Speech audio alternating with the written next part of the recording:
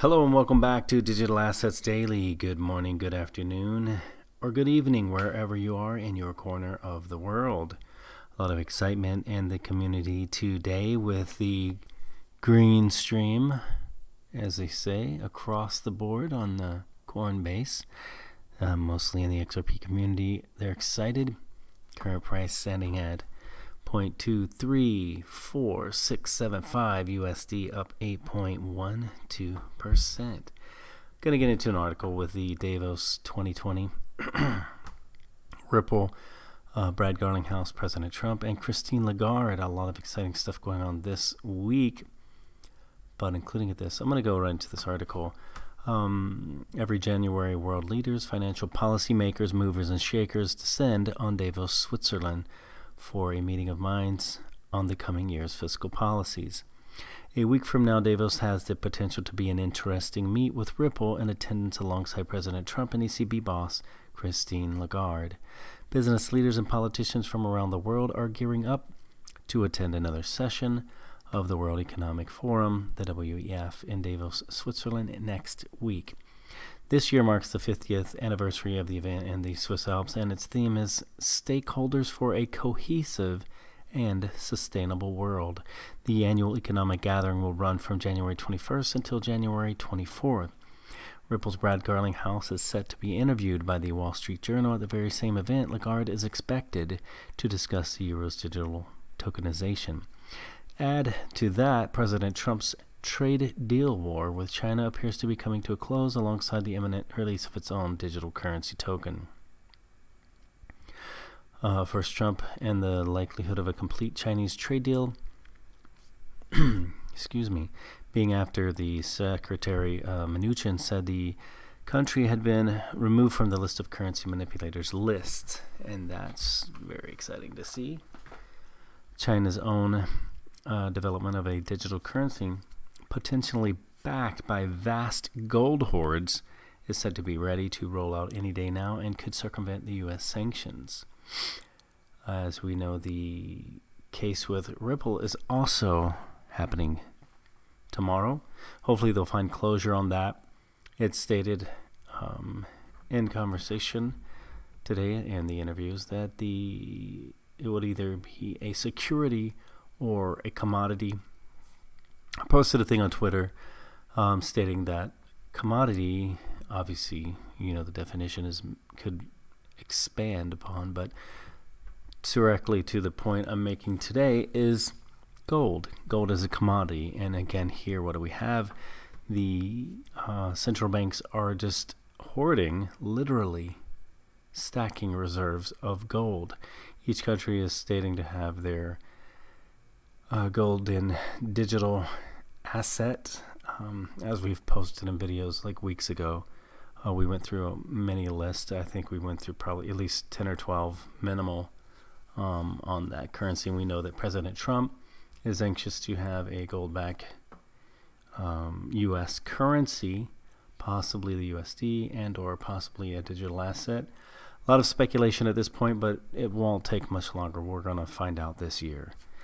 Going back into the article, as part of the trade deal that Mr. Trump wants to sign at the White House on Wednesday, China and the United States have agreed to avoid devaluing their currencies to achieve a competitive advantage for their exports.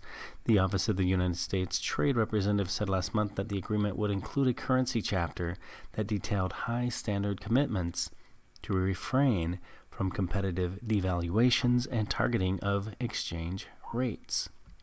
Rather than have egg on the face, the Trump administration could announce a change to the dollar as the global standard, replacing it with something decentralized like XRP. But that is simply wild speculation on our behalf. One thing is certain: if the current administration doesn't act fast, the dollar will be replaced anyway, as rivals hold far more gold. And again, coming back to that possibility of having a gold-backed digital currency. And as an XRP holder, I have a little mixed on that, but it would definitely boost the price immediately. When the next financial downturn reset happens, some say it is only weeks away. The biggest holders of gold and those who embrace digital assets will emerge victorious. Also, at this year's Davos event, the European Central Bank head, Christine Lagarde, is due to announce and set this year's monetary policy for the European Union. Lagarde has long been a huge advocate for CBDCs and Ripple's XRP. She has also said she wishes to see progress on the euro going digital before the end of the year. Lagarde, the first female president of the ECB, used to visit the event in her role as managing director of the IMF. This time around, Christine Lagarde's words in Davos will be even more closely monitored as investors look for further clues about the central bank's strategic view. Lagarde made headlines in late 2019 when she stated she wanted the ECB to make climate change a priority. And whether you, whatever your feelings are on the climate change, whether it's nature by the sun or whether you think man controls it, at this point is irrelevant, because in my opinion, I believe that they're using the climate change as a means to attack Bitcoin. We know that they have stated, these specifically that are focusing now on climate change, have stated over and over again that they're interested in a digital asset, a digital currency, and that it would not be a Bitcoin.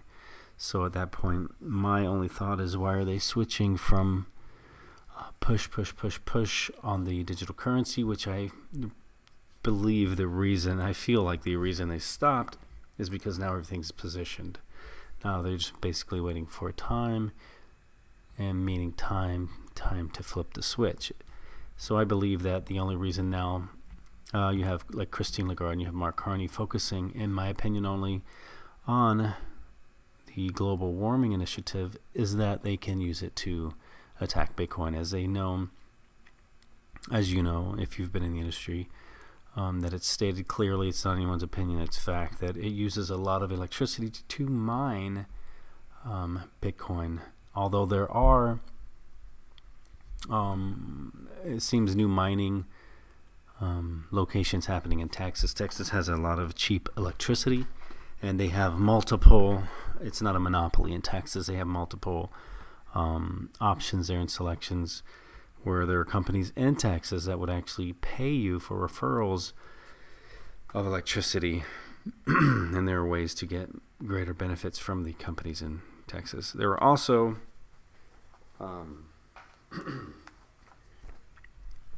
discussions of mining operations connecting to nuclear power to actually help with the electricity usage and involved with the Bitcoin mining. As a lot of people are finding going back to the people that are, promoting that initiative, a lot of them are finding that for example, the Stellars and the Ripple are using their XRP and XLM that are pre-mined, and they don't have the global warming effect to them, as they say, calling them the greener of the altcoins or the digital assets and digital currencies. Time will tell where that happens, and will probably tell this year. Going back into that article, the major topic at WEF will be the focus on greener technologies, like as Michael Bloomberg discusses below. Sustainable finance can unlock trillions tied up in Nostro accounts. Interestingly, this is what Ripple means when discussing XRP. It is super green on energy use, and it was designed to dissolve the need for Vostro accounts entirely. We imagine a lively private debate between Greta Thunberg, who is also in attendance, Lagarde, and Brad Garlinghouse, with the only sustainable digital asset available, XRP. Excuse me, pardon me. Also going into the China trade deal that Trump is signing this week. Pardon me. I think a lot of the focus or the anticipation is, will there be discussion of the digital trade deal. I don't really want to go too much into this article. As the article states, mostly the farmer and the currency deciding not to basically devalue them, to go into this war back and forth for the U.S. not to devalue the way it's stated that, according to Trump, that China has. Not really going to go into that. The only concern I have, or the anticipation would be to see if there is the discussion, as Trump did a few, weeks? I believe it was a few months ago, the Asian digital currency, or the digital asset, I'm not sure what they labeled it, tour through the Asian countries, or maybe the digital trade deal. I'm not quite sure what it was labeled at the time. I forget off the top of my head. But I'm anticipating that there could be something coming out of that, knowing that tomorrow is the Ripple court case, and we know on the 23rd, Christine Lagarde is coming out, and we have the big event coming out with, I believe, Brad Garlinghouse speaks, if I'm not mistaken, on the 21st, posted on our Twitter earlier this afternoon. So that's my anticipation with that. That's what I'm interested to find out and see what's going to happen in regards to that trade deal. And it seems, there we go. Maybe my mouse is going to work again. My apologies. XRP success is inevitable because of Ripple's effort. I'm going to go into this article a little bit. There's no need to dwell on XRP because its success is inevitable thanks to Ripple Inc., the $10 billion company. This is the view of one XRP supporter whose Twitter post has attracted positive comments from the wider community. And here we have DM Logic on his tweet saying, to everyone alive on the earth, since people still question this, let me be clear again. I stopped making videos and tweeting about XRP as much because I believe its success is inevitable because of that Ripple. To me, there is no use in continuing to perseverate it. Man, can't even speak tonight. My apologies. Perseverate on it. Done deal. It happens. There's nothing you can do about that. Whenever you have one of those nights, I'm going to keep moving forward. Ripple Inc.'s influence of XRP cannot be overstated. Although the company's executives deny correlation, it continues to build products, chalk deals, and fund projects that incorporate XRP and on-demand liquidity, the ODL, in their operations. Ripple Inc. is also very overt and direct on their objective. In the last few months, several XRPs have been released from their escrow account to decentralize and sparse XRP ownership across different XRP public addresses. Moreover, to address claims of dumping on investors, Brad Garlinghouse, the CEO, in an interview said dumping or keeping prices low was not at their best interest and would never do that. And then the ongoing court matter, the CEO further reiterated that XRP and Ripple are independent entities. Holders are therefore not dependent of Ripple Inc. I think it's very clear that XRP is not a security. It exists independently of the company Ripple. If Ripple, the company, shut down tomorrow, the XRP ecosystem would continue to exist. It's an independent open source technology. And it seems they used the video that we had shared on Twitter from our account there. And we thank you very much, CoinDeape, for the mention in your article. I don't really need to go into that, but I can. Let's go back for a second on DM Logic. If you've been around the space and you've done your due diligence and you've done your research to understand and to know why you've chosen the digital assets that you have, and if supposedly you have XRP, here I don't bash any other coins. If you've done your due diligence and you believe in something, then that's what you should believe in. In my opinion, I agree from day one, before even Brad Garlinghouse mentioned it, that if your digital asset, if it has a use case, if it has a product, it's probably going to be successful. And the way personally, this is not financial advice. I'm not a financial advisor. again, guys, this is just for entertainment purposes only, but I'm sharing a little transparency on my perspective. That's how I found mine before, years ago when I kind of came in. And again, back then, it's easy for someone to step back and look and make judgment when it's not them in that position.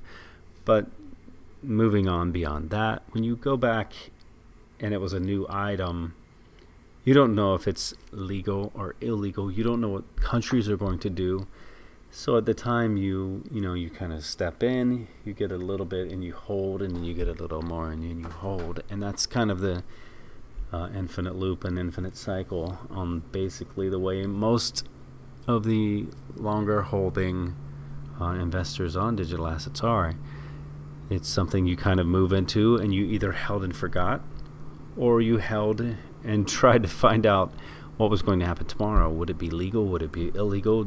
Should you hold it? Should you get rid of it? You don't know. Now, thinking from today's perspective, it's a holder thing. It's here to stay. It's getting, for anyone who's been here a while, it has a lot of regulations, in my opinion, at this point, and a lot of options and a lot of wallets and a lot of exchanges.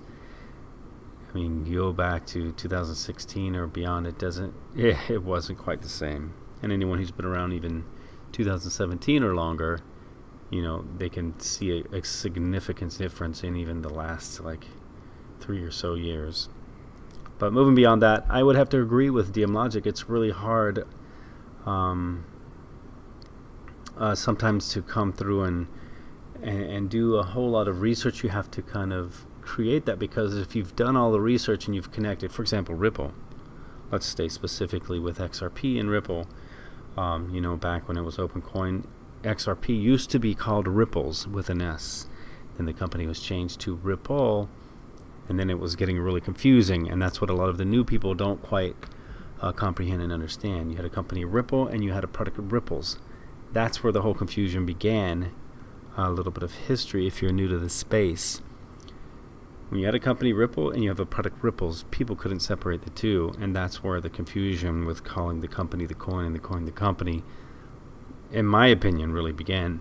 David Schwartz mentioned he actually liked the name Ripples because, as in XRP, there are, at the time, 1 million ripples. Now there are 1 million drops in XRP from the company Ripple. Now XRP is labeled ODL for on-demand liquidity. As anyone, when you go to the bank and you transfer money, say you're transferring from the United States to Europe or the UK, or maybe you choose Singapore or Thailand or China or Japan. It doesn't, the place is irrelevant. If you were sending that, you're most likely going to send that across on SWIFT. And probably the fastest you were going to do that was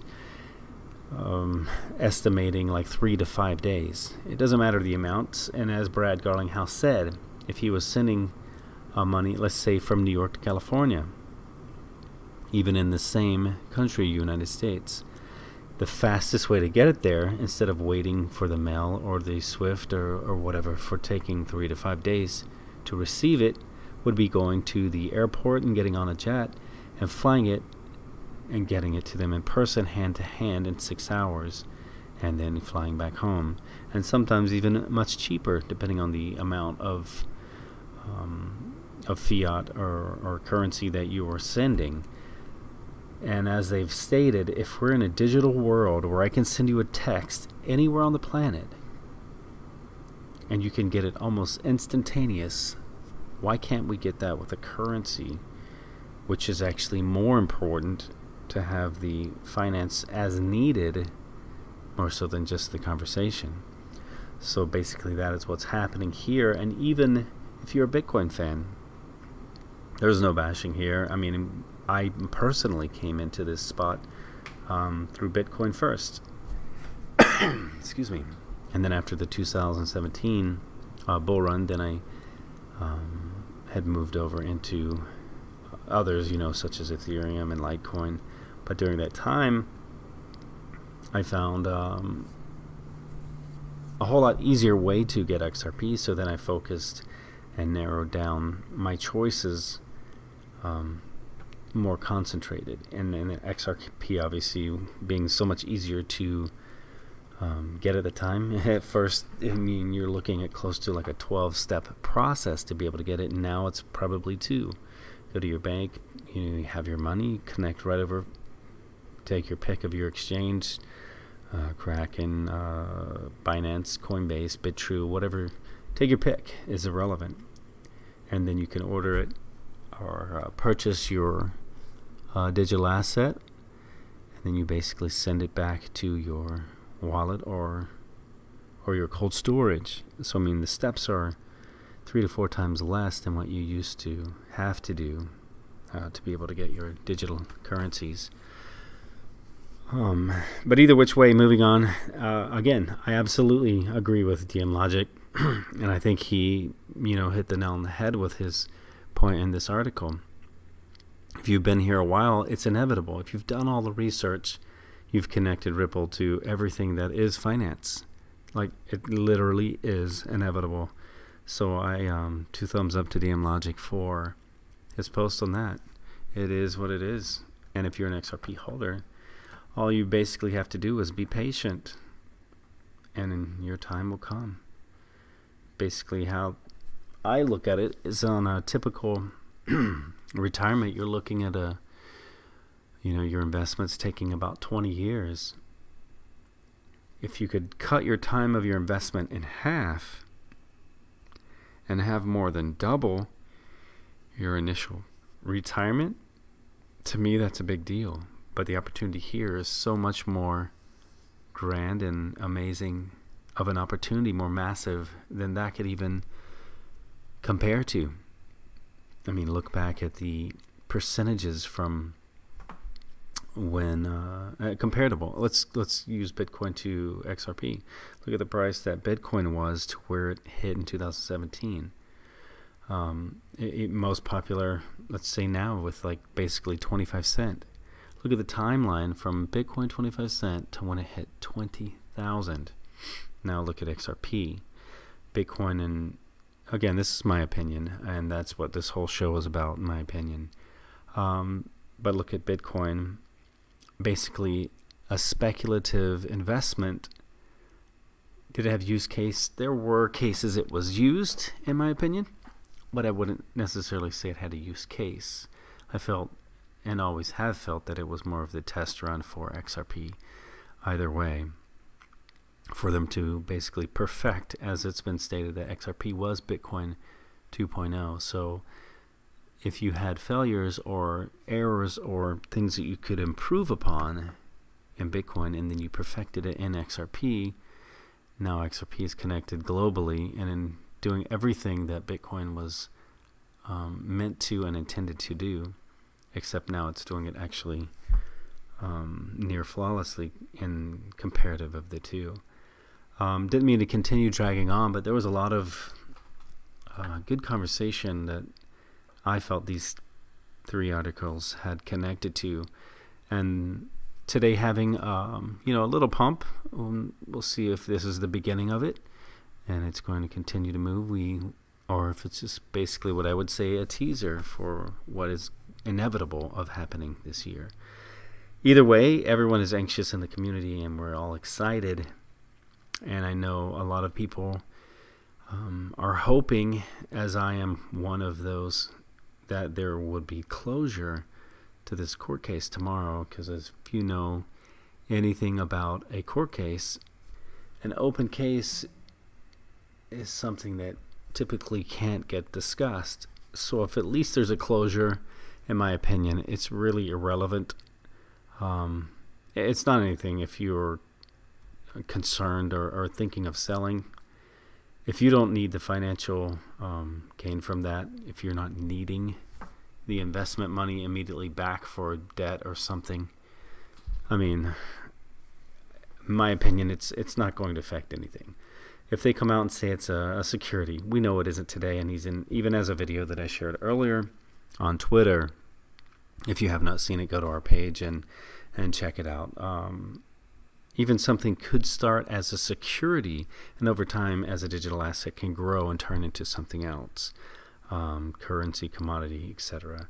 And I believe worst case scenario, just as in the 2015 Vincent settlement with the with basically the Ripple XRP issue at that time, even the U.S. government labeled it a currency in the statement, which we've discussed in video and shared on our Twitter page as well. So even at this time, if it had labeled, the worst case, they're going to pay a penalty. If they don't want it to be a security, they pay the penalty and they allow it to be what it is today. If they needed it to be a commodity, I don't know how it could help in any way with derivatives or whatever. Suppose they wanted the price to be able to jump up, you know, to the gold pricing or whatever they needed. I don't know. Then if they needed it to say commodity, then that's something that could happen. Being labeled as a commodity to be priced at that commodity pricing. There was a law, I don't have it off the top of my head, but I have shared it previous video, where there is the ability to have a one-time pump of a price and then allowing its use case and its volume to increase from then on. But either which way, guys, again, not financial advice, for entertainment purposes only. We which I often forget, you know, please hit the like and subscribe or the notification bell so that you can get our videos. And wishing you the best of days, and we will catch you in the next one.